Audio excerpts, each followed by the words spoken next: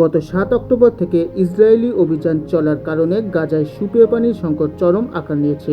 এতে ভয়াবহভাবে কলেরা সংক্রমণের আশঙ্কা প্রকাশ করেছেন জাতিসংঘের শরণার্থী বিষয়ক সংস্থার প্রধান ফিলিপ লাজারিনি। গাজায় ইসরায়েল পানির পাইপলাইন সংযোগ বন্ধ করে দিয়েছে উল্লেখ করে তিনি বলেন, গাজার বেসামরিক লোকজন চরম স্বাস্থ্য ঝুঁকিতে আছে।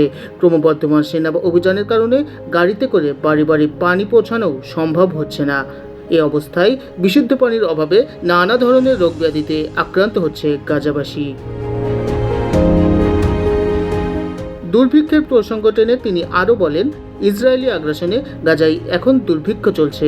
ফিলিস্তিনিরা এখানে বড় অসহায়, বিশেষ করে দক্ষিণ গাজার অবস্থা সবচেয়ে ভয়াবহ।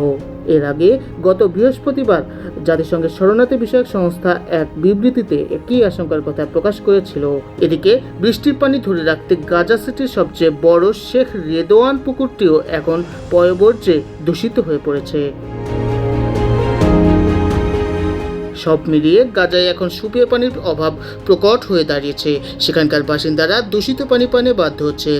ফিলিস্তিনের পরিবেশ মন্ত্রণালয় জানায়, চলতি বছর জানুয়ারিতে ইসরায়েলের ভয়াবহ বোমা হামলায় গাজায় পয় নিষ্কাশন ব্যবস্থা পুরোপুরি ধ্বংস হয়ে গেছে। এর ফলে গাজার পরিবেশ ভয়াবহ আকারে দূষিত হচ্ছে।